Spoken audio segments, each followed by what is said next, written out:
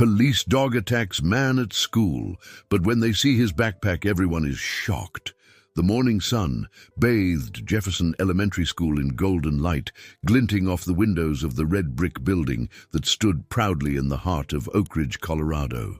The small mountain town, nestled between towering pines and rugged peaks, was known for its tight-knit community and the breathtaking landscapes that surrounded it. Today, however, the usual tranquility of the school had given way to an electric atmosphere of anticipation. Principal Diane Matthews stood at the entrance of the school auditorium, her usually stern face softened by an unusual smile.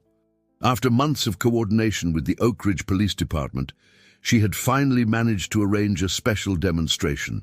For the students, one that would both educate and excite them. The K-9 unit was coming to visit. "Remember, kids," she addressed the chattering crowd of students filing into the auditorium. "This is an educational event. I expect your best behavior." Among the sea of excited faces was 10-year-old Tyler Wilson, his freckled face practically glowing with excitement. His father, Officer Jack Wilson, was part of the K-9 unit, and today was the day Tyler would finally get to see him in action at school. He had heard countless bedtime stories about his father's partner, a magnificent Belgian Malinois named Max, and their adventures together protecting the community.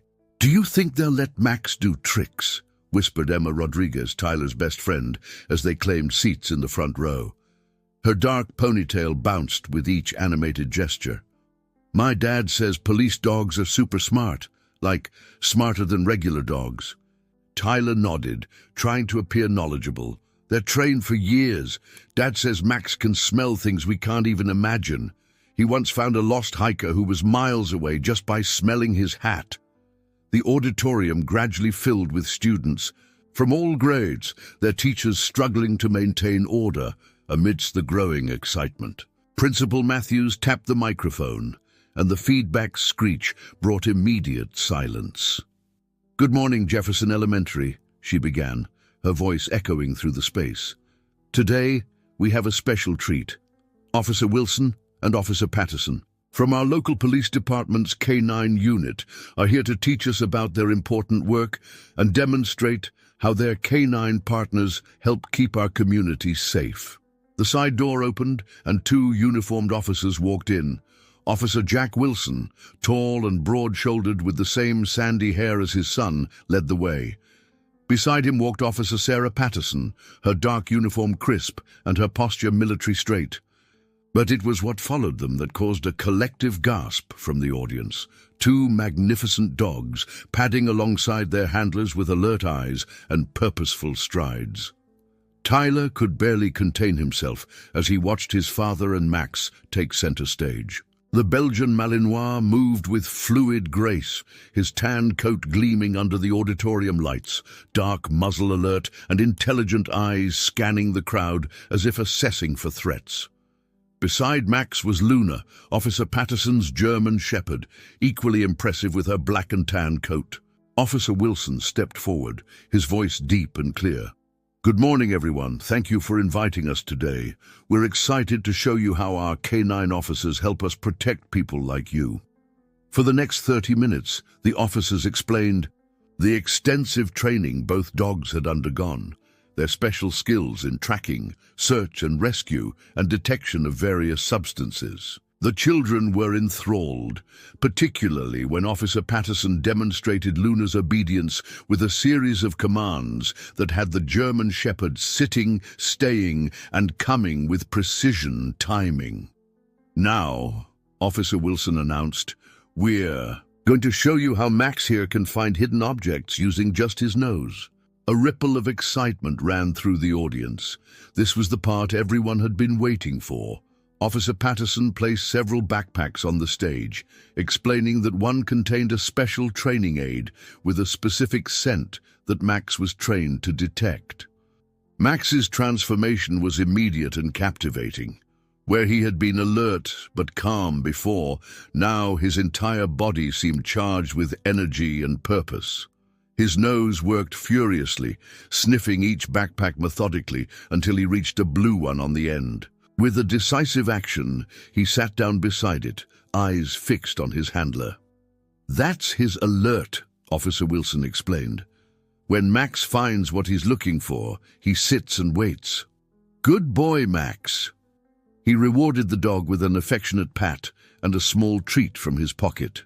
The demonstration continued with more impressive feats, the dogs navigating an obstacle course, responding to hand signals from across the room, and even a dramatic display where Officer Patterson pretended to be a bad guy, and Luna carefully apprehended her without causing harm. As the presentation wound down, Principal Matthews returned to the microphone.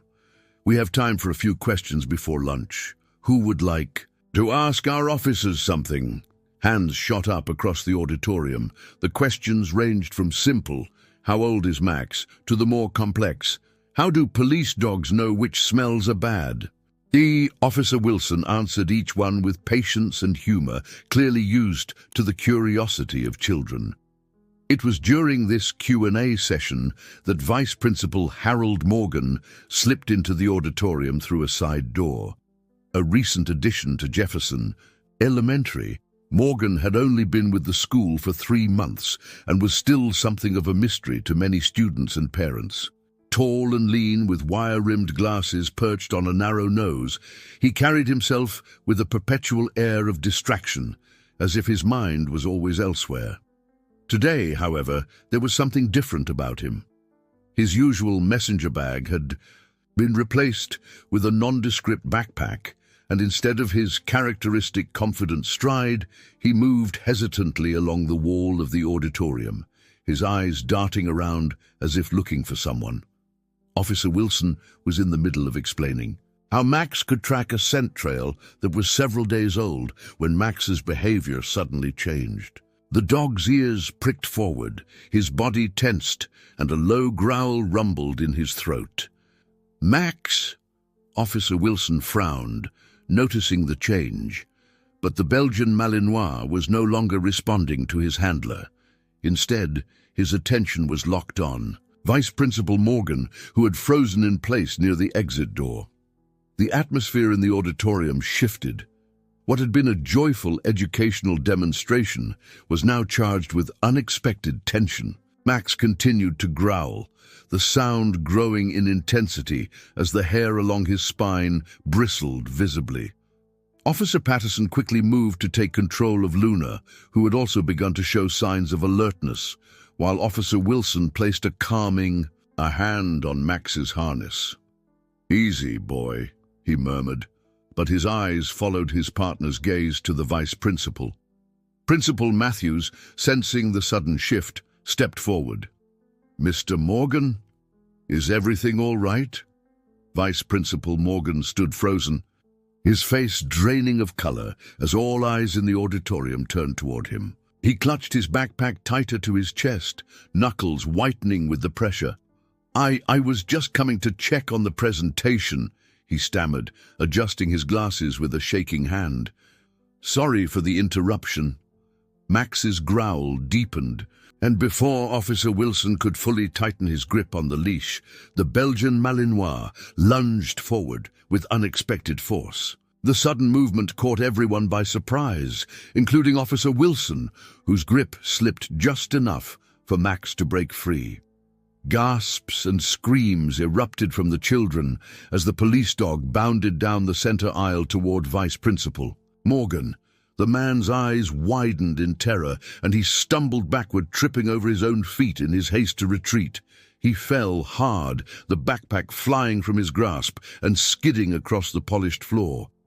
Max reached Morgan in seconds, pinning him down with practiced precision, enough force to immobilize, but not to injure. The dog's training was evident even in this unexpected situation. He held the vice principal in place without biting, his teeth bared but not making contact. "Max, stand down!" Officer Wilson shouted, racing down the aisle with Officer Patterson close behind. The children were in chaos now, some crying, others standing on their chairs to get a better view of the unfolding drama.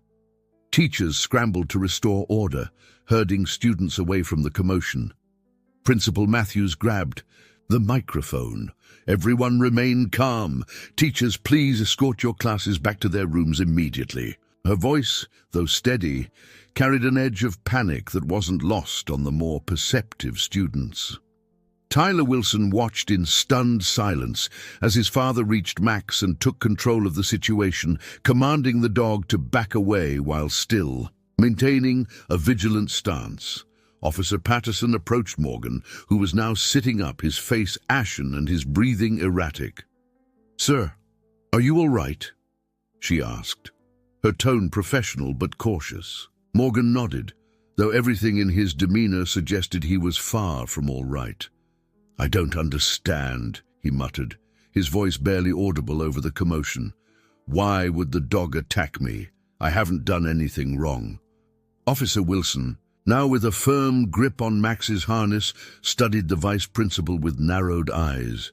In his 15 years as a canine handler, he had learned to trust his partner's instincts implicitly. Max was one of the best-trained dogs in the department, with a perfect record of controlled behavior. During demonstrations, he wouldn't have acted this way without reason. "Officer Patterson," he said quietly, "check the backpack." Patterson nodded and moved toward the bag that had landed several feet away. As she reached for it, Max strained against his harness, still focused intently on both Morgan and the backpack, a continuous low growl rumbling in his chest. By now, most of the children had been evacuated from the auditorium, but Tyler and Emma had managed to duck beneath the seats, their curiosity outweighing their fear. From their hidden vantage point, they watched Officer Patterson carefully open the backpack. "It looks normal," she said, pulling out items one by one and placing them on the floor. Notebooks, a water bottle, some pens, and a small teddy bear wearing a Jefferson Elementary t-shirt. "School supplies, mostly."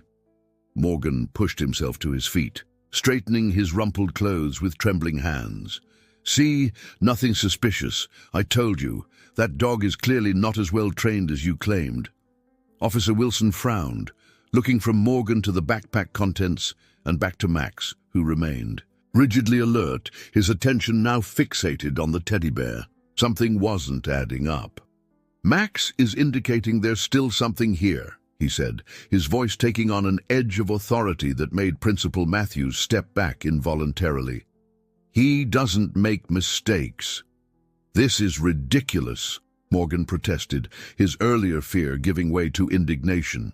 "I'm the vice principal of this school. That toy is a gift for my niece. I was going to drop it off at my sister's after work." The tension in the nearly empty auditorium was palpable. Principal Matthews looked torn between defending her colleague and trusting the expertise of the police officers. From their hiding spot, Tyler and Emma exchanged wide-eyed glances, completely enthralled by the real-life drama unfolding before them. Officer Patterson picked up the teddy bear, turning it over in her hands. It seemed innocuous, a standard souvenir item sold in the school's gift shop, but as she examined it more closely, she noticed something odd about the weight distribution. One side felt heavier than it should, and the stitching along the back appeared newer than the rest, as if it had been recently resewn. "Jack," she said quietly, "there's something inside this bear." Officer Wilson nodded, maintaining his grip on Max while extracting a small pocket knife from his uniform. He handed it to Patterson, who carefully made a small incision along the newer stitching on the bear's back. As the seam opened, several small plastic-wrapped packages tumbled out onto the floor. The silence that followed was deafening. Morgan's face, already pale, now took on a greenish tinge. Principal Matthews gasped, one hand flying to her mouth in shock. Officer Patterson donned gloves from her pocket and picked up one of the packages, examining it closely. "Looks like pills," she said grimly. "Prescription medication, possibly. We'll need the lab to confirm exactly what they are." Officer Wilson turned to Morgan, his expression hardening. "Sir, you have the right to remain silent. Anything you say can and will be used against you in a court of law." As the Miranda rights were being recited, Morgan seemed to deflate, all pretense of innocence evaporating. "It's not what you think," he said weakly. "I wasn't going to distribute them. They're just for personal use." Tyler and Emma, still hidden beneath the seats, could hardly believe what they were witnessing. This was nothing like the planned demonstration. This was real police work happening right in front of them. The next few minutes passed in a blur of activity. Additional officers arrived, responding to a call Officer Patterson had quietly made during the confusion. They escorted Morgan away in handcuffs, while evidence was collected and statements taken. Max, now calm and back to his professional demeanor, sat obediently beside Officer Wilson, receiving occasional praise and reassuring pats. Principal Matthews looked shell-shocked as she conferred with the officers. "I can't believe it," she kept saying. "Harold Morgan passed all our background checks. He had excellent references." "People can be very good at hiding their true nature," Officer Wilson replied, his voice gentle but firm. "The important thing is that nothing was distributed to any students." Unknown to the adults, Tyler and Emma were absorbing every word, their young minds racing with questions and realizations. It wasn't until the janitor, Mr. Jenkins, spotted them during his check of the auditorium that their presence was discovered. "Hey, what are you two doing under there?" His gruff voice startled them out of their trance-like observation. Reluctantly, the children emerged from their hiding place, facing the surprised expressions of the remaining adults. "Tyler," Officer Wilson exclaimed, a mix of relief and exasperation coloring his voice. "I thought you were with your class. And Emma too?" "We just wanted to see what was happening," Tyler admitted, his eyes wide with the significance of what they had witnessed. "Dad, Max was amazing. He knew something was wrong right away." Officer Wilson sighed, placing a hand on his son's shoulder. "Yes, he did. That's what he's trained to do. But you two should not have stayed behind. This could have been dangerous." Emma stepped forward, her curiosity undimmed by the scolding. "Those packages in the teddy bear, were they drugs, like the ones you and Max find when you go to work?" The adults exchanged uncomfortable glances, unsure how to address such a direct question from a child. It was Principal Matthews who finally responded, her educator's instinct taking over. "Emma, Tyler, what happened today was very serious, and we will be discussing it with all the students and parents appropriately. Right now, I need you both to join Mrs. Anderson's class in the library. We'll talk more about this later." By late afternoon, Jefferson Elementary had transformed into a hub of nervous energy. Parents had been notified about an incident at the school, prompting many to arrive early for pickup, their faces etched with concern. A small group of local reporters had gathered outside the main entrance, held at bay by the school security, personnel, and a newly established police perimeter. Inside the teacher's lounge, Officer Wilson sat across from Detective Marla Reynolds, a seasoned investigator with the Oak Ridge Police Department's Narcotics Division. Her silver-streaked dark hair was pulled back in a practical ponytail, and her keen eyes missed nothing as she reviewed the preliminary reports. "So, your dog alerted on Morgan without any command?" she asked, making another note in her already full notebook. Officer Wilson nodded, absently stroking Max's head as the dog lay at his feet. "Completely unprompted. We were in the middle of the Q&A when Morgan came in. Max's behavior changed instantly, the kind of alert I typically only see when we're conducting actual searches." Detective Reynolds tapped her pen against the table thoughtfully. "The lab has given us an initial assessment on those pills. They're prescription amphetamines, the kind often diverted for recreational use or study aids, high value on college campuses, but increasingly popular in high schools too." She paused, her expression grim. "Finding them here in an elementary school? It doesn't make sense," Officer Wilson agreed. "These aren't the kind of drugs typically marketed to young children." Which suggests Morgan might have been using the school as a storage or transfer point, not a sales location, Reynolds concluded. We're running a deep background check on him now. His initial story about personal use doesn't hold water. There were nearly 200 pills in that teddy bear. Officer Patterson entered the lounge, fresh from interviewing the school staff. No one seems to have noticed anything unusual about Morgan's behavior. He kept to himself mostly, did his job efficiently. Principal Matthews says he often volunteered to stay late or come in early to help with administrative tasks. Perfect cover for moving product in and out without scrutiny, Reynolds observed. The three law enforcement officers fell silent, each contemplating the implications. It was Officer Wilson who finally spoke, voicing the question that had been nagging at him since the incident. What bothers me is the timing. Why bring contraband to school on the exact day we're scheduled for a K-9 demonstration? Morgan knew. We were coming. The whole staff did. It seems incredibly reckless. Detective Reynolds leaned forward. That's exactly what I've been wondering. Either he's remarkably stupid, which his academic credentials suggest he's not, or he was forced to move the product today, regardless of the risk. Patterson finished. A knock at the door interrupted their speculation. Principal Matthews entered, looking exhausted but composed. The last of the parents have been briefed, and we've arranged for counselors to be available tomorrow for any children who might be distressed by today's events. She sank into an empty chair, removing her glasses to massage the bridge of her nose.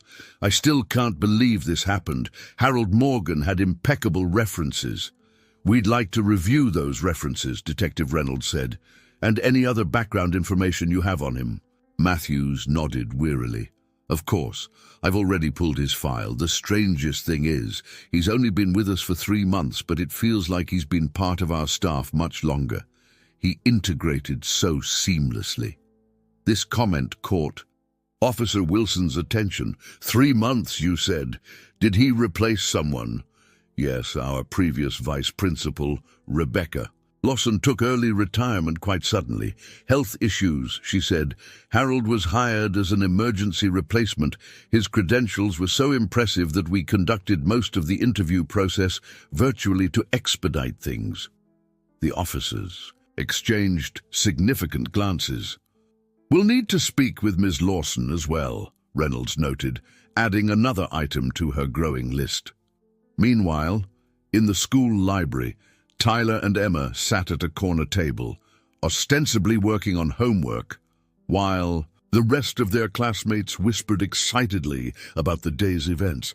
Mrs. Anderson, their 5th-grade teacher, was doing her best to maintain some semblance of normalcy, but even she kept glancing at the clock, clearly eager for this unusual day to end. I can't believe Mr. Morgan had drugs in that teddy bear, Emma whispered, leaning close to Tyler. My mom works at the hospital, and she says prescription drug abuse is a serious problem. People get addicted and do all kinds of desperate things. Tyler nodded, his expression unusually serious for a 10-year-old. Dad says that's why the K-9 unit is so important. Dogs like Max can find hidden drugs that people would never notice. Pride swelled in his chest as he thought about his father and Max's crucial role in today's discovery. But why would the vice principal bring drugs to school? Emma wondered, especially when he knew the police would be here with drug-sniffing dogs. Tyler frowned, considering this. Maybe he forgot? Or maybe he didn't think Max would be checking the audience? Or maybe, Emma said, lowering her voice even further, he was being forced to do it, like in those crime shows my older brother watches, where the bad guys make someone else carry the illegal stuff. This possibility hadn't occurred to Tyler, and it sent his imagination racing. You mean like blackmail or threats? Emma shrugged. Could be. My brother says that happens all the time in real life, not just on TV. Before they could explore this theory further, the library door opened and Officer Sarah Patterson entered. She spoke briefly with Mrs. Anderson, whose eyes immediately found Tyler among the students. Tyler Wilson, the teacher called. Officer Patterson would like to speak with you. A collective ooh rippled through the class. making Tyler's cheeks burn as he gathered his things and approached the policewoman. Emma gave him an encouraging thumbs up as he left. Officer Patterson led him to an empty conference room where, to his surprise, his mother was waiting. Amanda Wilson rose immediately, enveloping her son in a tight hug. "Are you okay, sweetheart?" she asked, holding him at arm's length to examine him as if expecting to find injuries. Her honey-blonde hair, usually neatly styled, looked windblown, suggesting she had rushed to the school. "I'm fine, Mom," Tyler assured her, slightly embarrassed by her concern. "Nothing happened to me." Amanda turned to Officer Patterson with questioning eyes. "Sarah, what's going on?"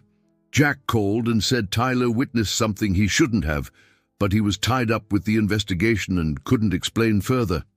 Patterson gestured for them both to sit.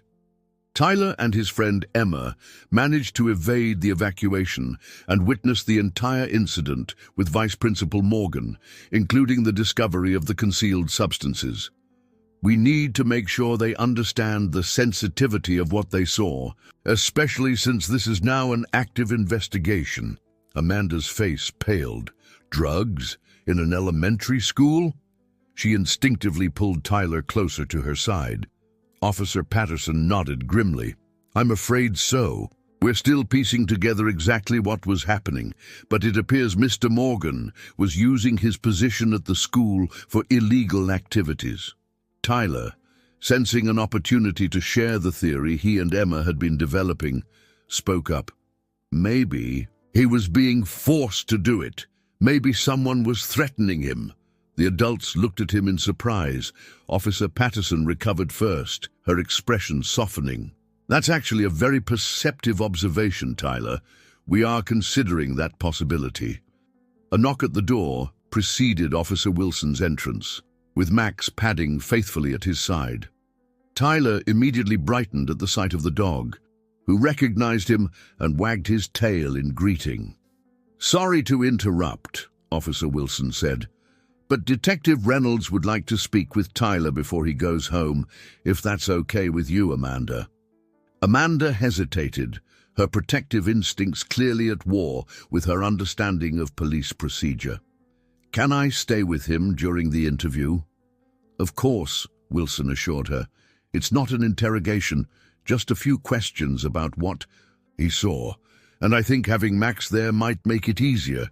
He smiled at his son, who was already kneeling to greet the Belgian Malinois properly, as Tyler scratched behind Max's ears. Feeling the dog's warm breath against his cheek, he couldn't help but feel a strange mix of emotions: fear and excitement, worry and pride. Something big was happening in the quiet town of Oak Ridge, something that went beyond a simple school demonstration gone wrong, and somehow he was now part of it. The Wilson family dinner table that evening was unusually quiet. Amanda had prepared Jack's favorite meal, pot roast with roasted potatoes and carrots, but the food remained mostly untouched as the day's events continued to dominate their thoughts. Max lay in his special corner of the kitchen, occasionally lifting his head when his name was mentioned, but otherwise resting after the excitement of the day. "So this Detective Reynolds asked you about everything you saw at the assembly?" Amanda asked Tyler, trying to keep her voice casual despite her obvious concern. Tyler nodded, pushing a carrot around his plate. She wanted to know exactly where Mr. Morgan came in, how he was acting, and what he did when Max started growling at him. He looked up at his father. "She said I was very observant, and that I might have a future in law enforcement." Jack managed a small smile at that. "You did good today, Bud. Though next time, when there's an evacuation order, I expect you to follow it instead of hiding under the seats." "I know, Dad. Sorry." Tyler's apology was sincere, but a hint of pride still shone in his eyes. "But if Emma and I hadn't stayed, we wouldn't have seen the pills fall out of the teddy bear. And I wouldn't have been able to tell Detective Reynolds about how Mr. Morgan's hands were shaking even before Max got loose." Jack and Amanda exchanged a glance. "His hands were shaking?" Jack asked, setting down his fork. "Yeah, from the moment he walked in. and he kept looking at his watch like he was waiting for something. Tyler's face lit up as he recalled more details.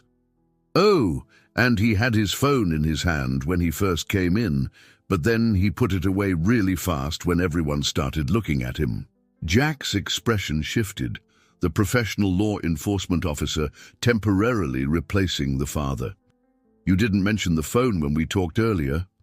Tyler shrugged. I just remembered it now. Does it matter? Every detail matters in an investigation like this, Jack said, reaching for his own phone. Excuse me for a minute. I need to call Detective Reynolds. As Jack stepped into the living room to make his call, Amanda studied her son with a mixture of pride and concern. You really did notice a lot, she said softly. But honey, I want you to know that it's okay if you feel scared or confused about what happened today. Not every day at school involves police dogs catching bad guys. Tyler considered this. I'm not scared, he said after a moment. It was actually kind of exciting, and Max was amazing. He knew something was wrong right away, even though no one told him to search. Amanda reached across the table to squeeze his hand. That's because Max has incredible instincts and training, just like your dad. In the living room, Jack paced as he relayed Tyler's new observations to Detective Reynolds. A phone and frequent checking of the time suggests he might have been coordinating with someone else, he concluded. That fits with what we're learning about Morgan, Reynolds replied, her voice tinny through the speaker. His background is starting to unravel under scrutiny. Those impressive references, 2 of them are from schools that have no record of him ever working there. His teaching credential number belongs to someone else entirely, a woman who fell victim to identity theft last year. Jack stopped pacing. So he's not even a real educator? It appears not. We're still trying to determine his real identity. The fingerprints we took don't match any in our system, which means he's either never been arrested before, or he's using a very sophisticated false identity, Jack finished, the implications sinking in. This goes way beyond a vice principal, with a substance problem. Exactly. And there's more. We located Rebecca Lawson, the previous vice principal. She didn't retire voluntarily. She was coerced. Someone threatened her family if she didn't create an opening at Jefferson Elementary and recommend Harold Morgan as her replacement. Jack felt a chill run down his spine. So the school was specifically targeted. But why? Elementary schools aren't typical hubs for distribution. No, they're not, Reynolds agreed, which means that might not be the primary objective. We're looking into other possibilities: money laundering through school fundraisers, access to secure information, proximity to other targets in the area. What about the pills we found? Any lab results yet? Preliminary analysis confirms they're pharmaceutical-grade amphetamines, but there's something odd about them. They're stamped with a manufacturer's mark that doesn't exist in our database. We're consulting with the DEA now. Jack glanced back toward the kitchen, where he could see Amanda helping Tyler with his homework, while trying to maintain a sense of normalcy. The thought that his family, his community, had been infiltrated by something this concerning filled him with a cold anger. "Keep me in the loop," he said finally. "And Reynolds, let's keep a patrol car near the school tonight. If Morgan was working with others, they might be nervous about what he could reveal." After ending the call, Jack rejoined his family, forcing a smile onto his face. "Sorry about that, work stuff." "Is it about Mr. Morgan?" Tyler asked immediately. Jack ruffled his son's hair. "Yes, but nothing for you to worry about. The police are handling everything." He made eye contact with Amanda over Tyler's head, silently, communicating that they would talk later. Across town, Emma Rodriguez sat cross-legged on her bed, typing furiously on her laptop. Unlike Tyler, who was content to let the adults handle the investigation, Emma had inherited her mother's curiosity and her father's determination, a combination that often led her down research rabbit holes. Tonight, she was searching for anything she could find about Jefferson Elementary's mysterious vice principal. So far, she had found surprisingly little. His social media presence was minimal and recent. Accounts created only 4 months ago, with generic posts that revealed nothing personal. The LinkedIn profile listed on the school website showed an impressive educational background and work history, but something about it seemed too perfect, too polished. Emma clicked through to the website of Westlake Academy, where Morgan had supposedly served as an assistant principal for 5 years. After some digging through archived pages, she found a complete list of administrative staff from the previous year. Harold Morgan's name was nowhere to be found. "Gotcha," she whispered, reaching for her phone to text Tyler. But before she could type her message, her bedroom door opened and her mother appeared. "It's getting late, mija," Dr. Lucia Rodriguez said, raising an eyebrow at the laptop. "School night, remember? Even after an exciting day like today, you still need your rest." Emma quickly closed the browser tabs. "Just doing some research, Mom." Dr. Rodriguez sat on the edge of the bed. "About what happened at school." At Emma's nod, she continued gently, "I understand you're curious, but this is something for the police to handle. Your job is to be a 5th grader, not a detective. But Mom, I found something weird. Mr. Morgan says he worked at this fancy private school for 5 years, but their website doesn't have him listed anywhere." Lucia's expression shifted subtly. As head of pharmacy at Oak Ridge Memorial Hospital, she was well acquainted with both prescription medications and the importance of verifying credentials. "That is concerning. Have you told anyone about this?" "I was about to text Tyler when you came in." Dr. Rodriguez considered this for a moment. "Let me make a call instead. This kind of information should go directly to the investigators." She pulled out her phone and dialed a number from her contacts. "Sarah, it's Lucia Rodriguez. I think Emma may have found something relevant to your case." The next morning, Oak Ridge buzzed with gossip and speculation. Despite the school administration's efforts to downplay the incident, the arrest of Vice Principal Morgan had made the local news, and parents gathered in clusters at the drop-off zone, exchanging theories and concerns. Tyler and Emma met up at their usual spot beneath the large oak tree in the schoolyard, both bursting with updates. "Dad was on the phone half the night," Tyler reported excitedly. "I couldn't hear everything, but I think Mr. Morgan isn't even his real name." Emma nodded vigorously. "I knew it. I couldn't find any proof he actually worked at those fancy schools on his resume. Your dad's police friends called my mom last night after I showed her." "They're calling it an ongoing investigation now," Tyler said, lowering his voice as other students walked past. "And there are police cars patrolling around the school." Emma's eyes widened. "Do you think other people are involved, like more bad guys at our school?" Before Tyler could respond, the morning bell rang, and students began filing toward the building. But as they approached the entrance, they noticed something unusual. A security checkpoint had been set up, with officers checking all bags and scanning adults with metal-detecting wands before allowing them inside. Principal Matthews stood nearby, offering reassurances to concerned parents and students alike. When she spotted Tyler and Emma, she beckoned them over. "Good morning, you two. I wanted to check in and see how you're doing after yesterday's excitement. I know it must have been quite alarming." Tyler and Emma exchanged glances, both choosing their words carefully. They had become minor celebrities overnight, the kids who had witnessed the vice principal's takedown and arrest. "We're okay, Mrs. Matthews," Emma replied, speaking for both of them, "just trying to understand what happened." The principal's smile was strained but kind. "Well, sometimes adults make bad choices, and unfortunately Mr. Morgan made some very bad ones.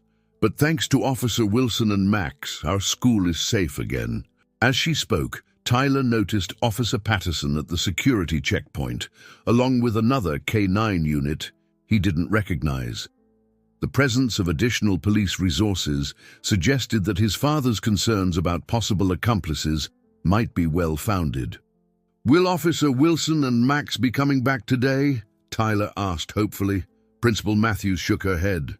"Not today, I'm afraid, but I believe there's something special being planned for later this week." She glanced at her watch. "Now, you'd better get to class before the second bell." "Yeah." Throughout the morning, teachers attempted to maintain normal routines, but the unusual events made concentration difficult for everyone. In Mrs. Anderson's fifth-grade class, what should have been a lesson on fractions turned into an impromptu discussion about law enforcement and community safety when Jason Miller raised his hand and asked directly about the drug bust he'd heard his parents discussing.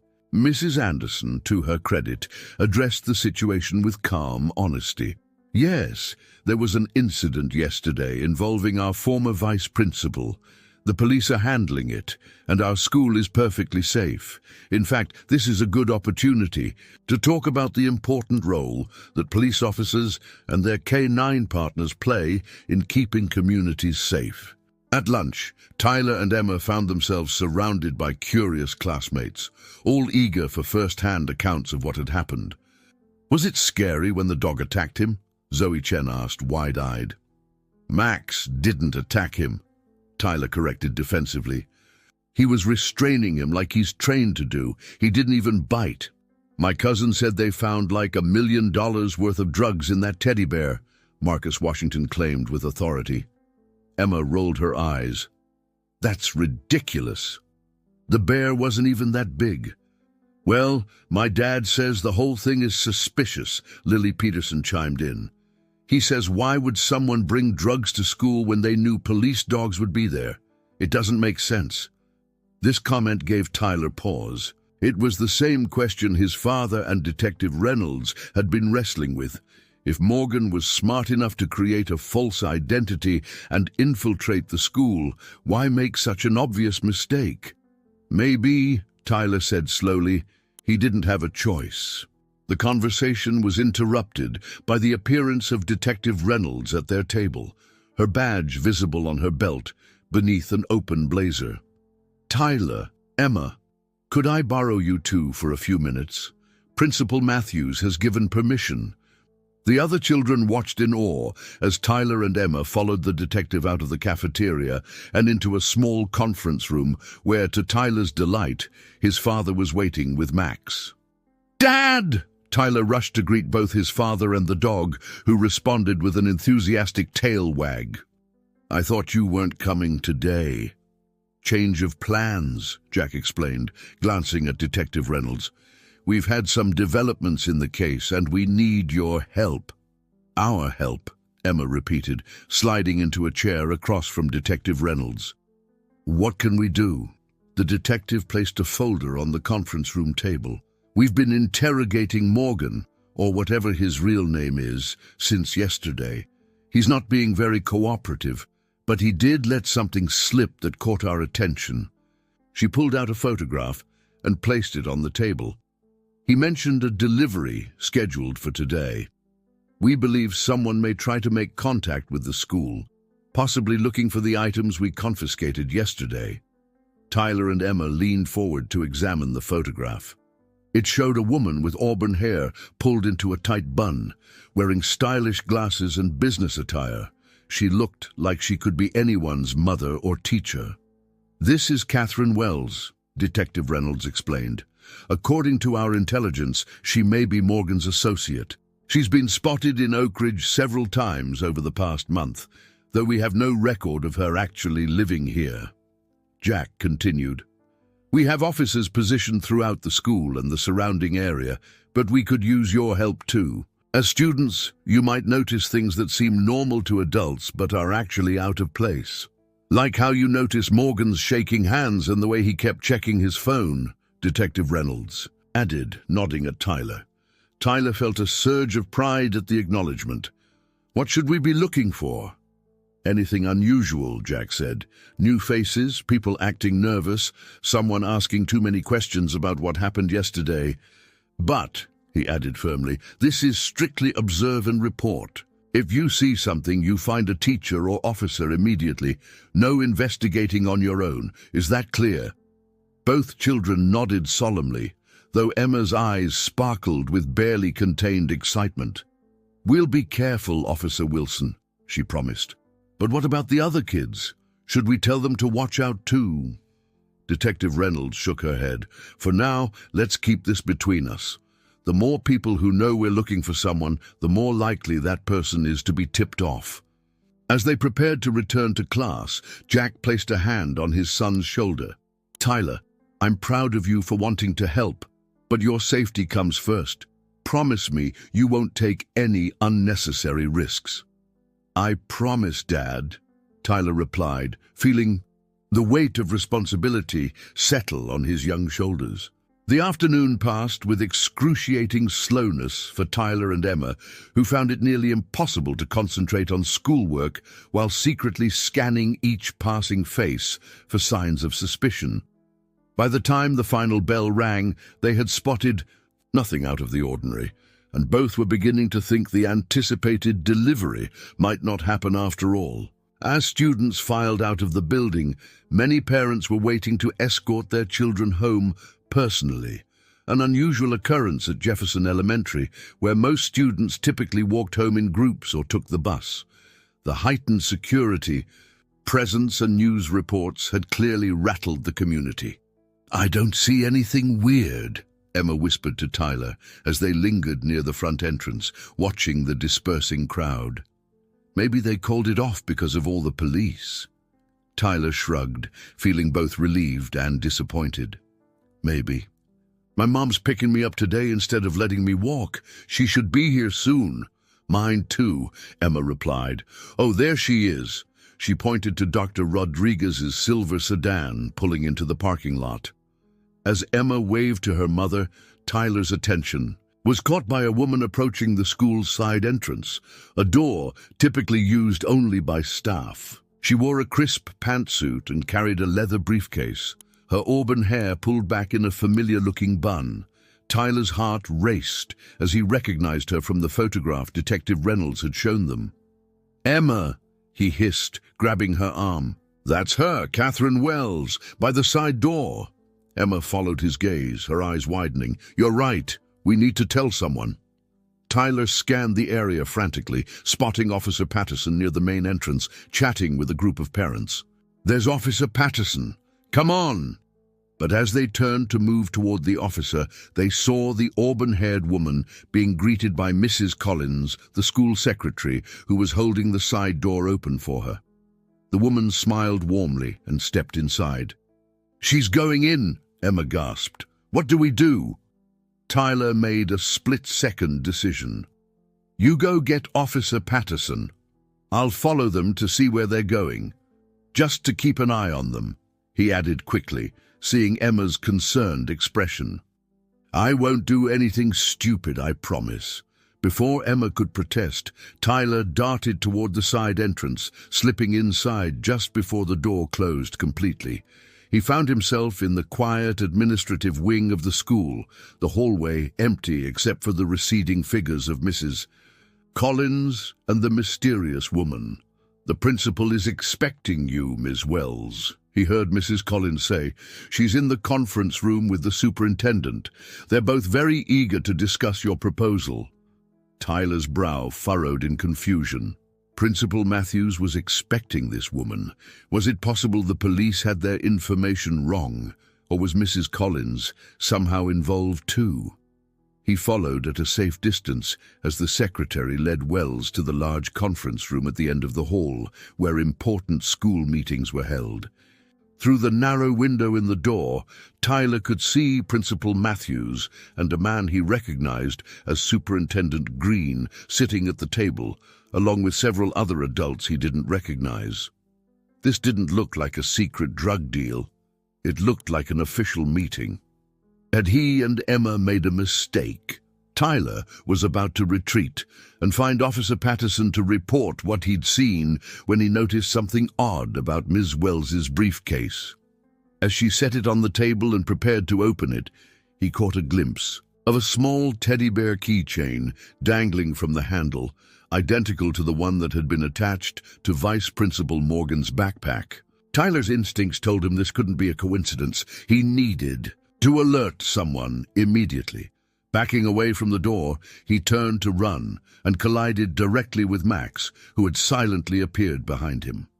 "Max," Tyler whispered in surprise, then looked up to see his father approaching quietly from the other end of the hallway, finger to his lips in a signal for silence. Jack motioned for Tyler to join him, his expression stern but focused. As Tyler reached his father's side, he noticed Detective Reynolds and two other officers positioning themselves near the conference room door. "Dad, Not now," Jack interrupted quietly. "Emma found us and told us what was happening. You stay back with Officer Peterson." He nodded toward the end of the hall, where the female officer waited with Emma. Tyler reluctantly retreated to where Emma stood, her face a mixture of worry and excitement. "I told them everything," she whispered as Tyler joined her. "Detective Reynolds was already looking for that woman." They watched as the officers moved with practiced precision. Detective Reynolds knocked firmly on the conference room door, then opened it without waiting for a response. "Excuse the interruption," they heard her say clearly. "Catherine Wells, I'm Detective Reynolds with the Oak Ridge Police Department. I need to speak with you immediately." Through the open doorway, Tyler and Emma could see the confusion on the faces of Principal Matthews and the others as Ms. Wells stood, clutching her briefcase to her chest. "What is this about?" she demanded, her confident demeanor at odds with the sudden paleness of her face. "We have some questions regarding your association with Harold Morgan," Reynolds replied calmly, "and we'd like to examine the contents of your briefcase." "This is outrageous," Wells protested, backing away. "I'm here on legitimate business. Ask Principal Matthews." Ms. Wells approached us with a proposal for an educational technology grant, Matthews confirmed, looking bewildered. "The superintendent and school board are here to review her presentation." "I'm sure they are," Detective Reynolds said. "But before that happens, we need to verify some information." She nodded to Officer Wilson, who had moved to block the other exit from the conference room. It was then that Max, who had been sitting obediently at Jack's side, suddenly stood at attention, his ears forward and his posture rigid. A low growl rumbled in his throat as he stared intently at Wells's briefcase. The woman noticed the dog's reaction, and her composure cracked. She lunged for the door, shoving past Detective Reynolds in a desperate bid for escape. But she didn't get far. Max, responding to a quick command from Jack, raced forward and cut off her escape route, cornering her against the wall without making physical contact. "Ms. Wells," Jack said firmly, "my partner Max is indicating that there's something of interest in your briefcase. I suggest you put it down slowly and step away." For a moment, it seemed as though Wells might try to run again, but surrounded by officers and faced with an alert police dog, she finally relented.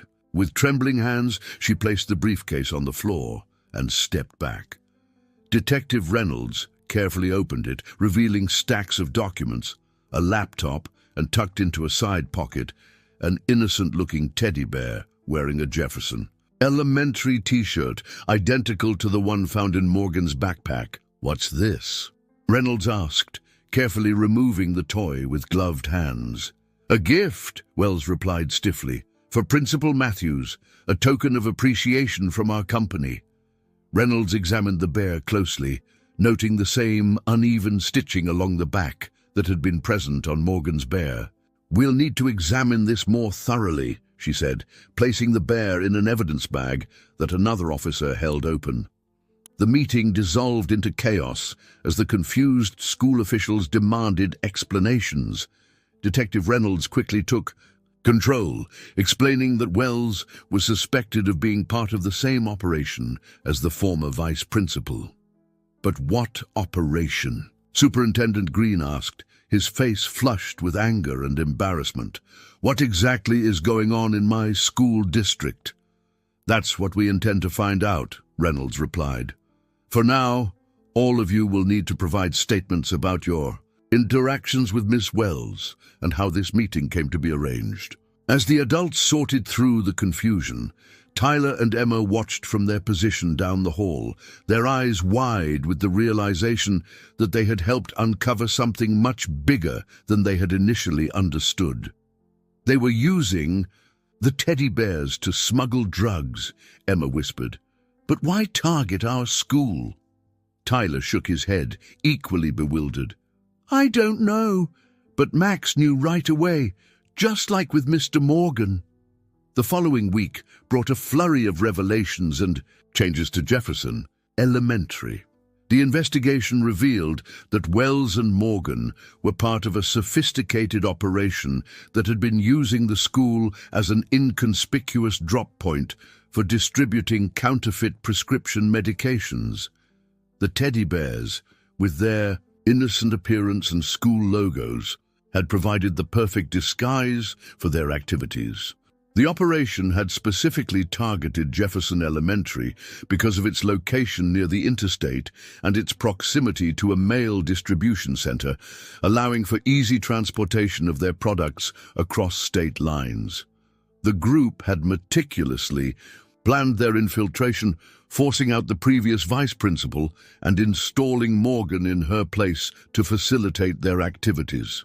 What they hadn't planned for was the scheduled K-9 demonstration and Max's exceptional detection abilities. As the full story emerged in carefully worded press releases and community meetings, the mood in Oak Ridge shifted from fear to relief, and finally to pride in how their community had come together to protect its most vulnerable members, the children. 10 days after the incident, Jefferson Elementary held a special assembly in the same auditorium where it had all begun. This time, however, there was no fear or chaos, only celebration.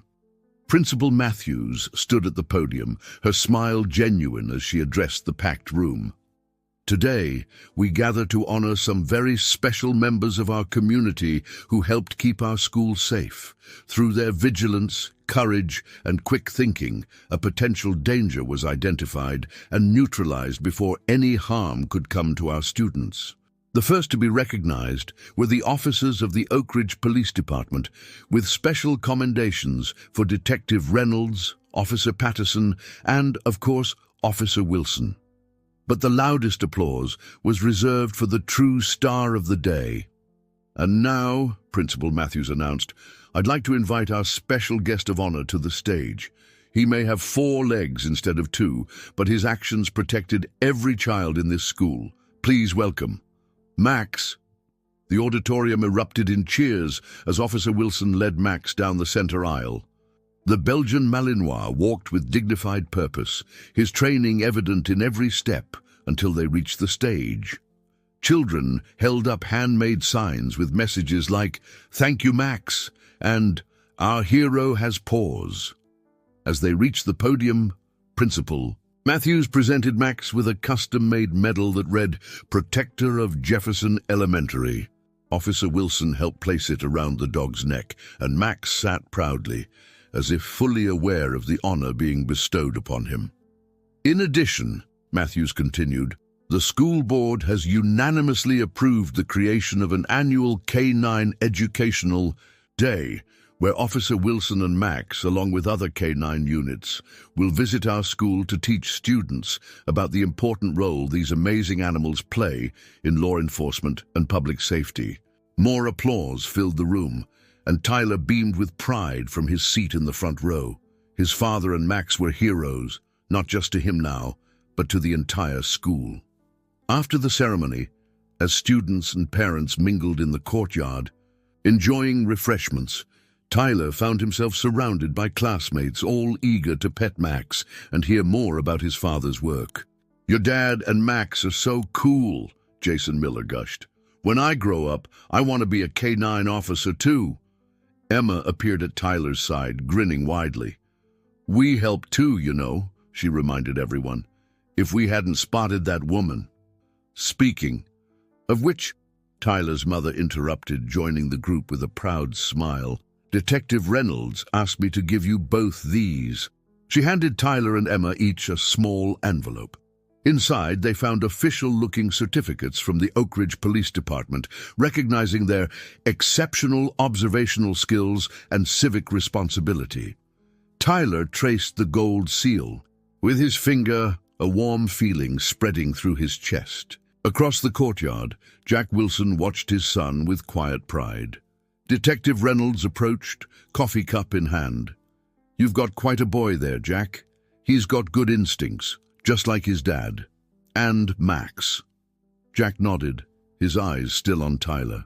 He does, though I'm hoping he chooses a slightly less dangerous career path. Reynolds laughed. With those observation skills, I wouldn't count on it. She grew more serious. The operation we uncovered is bigger than we initially thought. DEA is taking over most of the investigation now. Those weren't just any counterfeit pills. They were part of a multi-state distribution network. Your Max may have helped crack one of the biggest pharmaceutical counterfeiting operations in the region. He just did what he was trained to do, Jack replied modestly, reaching down to scratch behind Max's ears. Right place, right time. And the right dog, Reynolds added with a smile. Later that evening, the Wilson family and the Rodriguez family gathered for a celebratory dinner at Oak Ridge's favorite pizza place. The adults discussed the events of the past 2 weeks, while Tyler and Emma, seated at the end of the table with Max resting, contentedly beneath it, made plans for their newfound minor celebrity status.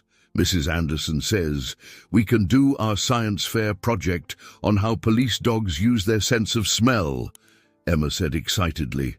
Your dad could help us, right? Tyler nodded, slipping Max a pepperoni under the table when he thought no one was looking. Dad says Max can detect scents that are 1,000,000 times fainter than what humans can smell. It's like a superpower. It kind of is, Emma agreed, watching the Belgian Malinois with admiration. He knew something was wrong right away, even when all the adults were fooled.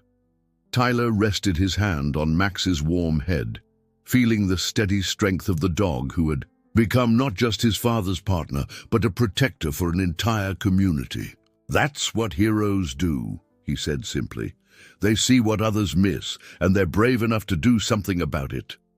As the families continued their celebration, word of Max's heroism spread throughout Oak Ridge and beyond. Local news stations ran features on the Belgian Malinois and his handler.